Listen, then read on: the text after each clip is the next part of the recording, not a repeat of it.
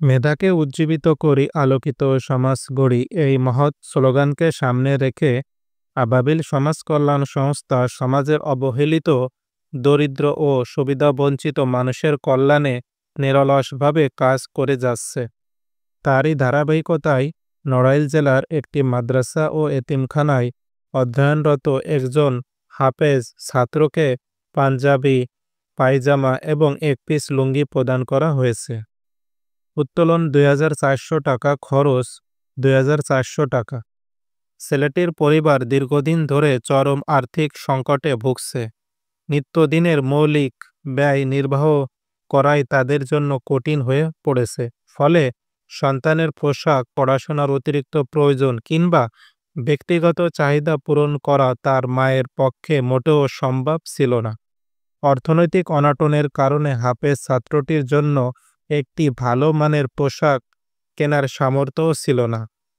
এই অসহায় অবস্থার কথা উল্লেখ করে ছেলেটির মা আবাবিল সমাজ কল্যাণ সংস্থার কাছে সহায়তার আবেদন জানান। আবেদন পাওয়ার পর সংগঠনের দায়িত্বশীল সদস্যরা সরেজমিনে গিয়ে পরিবারের বাস্তব অবস্থা যাচাই করেন এবং নিশ্চিত হন যে হাফেজ ছাত্রটি প্রকৃতপক্ষেই সাহায্য পাওয়ার যোগ্য। তার পড়াশোনার প্রতি নিষ্ঠা, সুন্দর আচরণ এবং ধর্মীয় জ্ঞানের প্রতি গভীর আগ্রহ দেখেও সংগঠনের প্রতিনিধিরা সন্তুষ্ট হন। এরপর সংগঠনের পক্ষ থেকে মানবিক সহায়তার হাত বাড়িয়ে দিয়ে প্রয়োজনীয় পোশাকগুলো পৌঁছে দেওয়া হয়। সহায়তা পেয়ে মা ও সন্তান দুজনেই অন্তত আনন্দিত হন।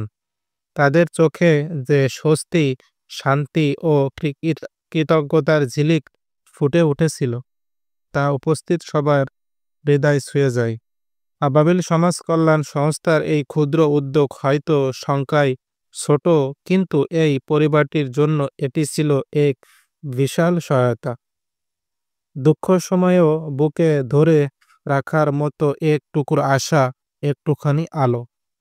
সংগঠন বিশ্বাস করে মানুষ মানুষের জন্য, আর ছোট ছোট সৎকর্মই সমাজকে আলোকিত করে তোলে।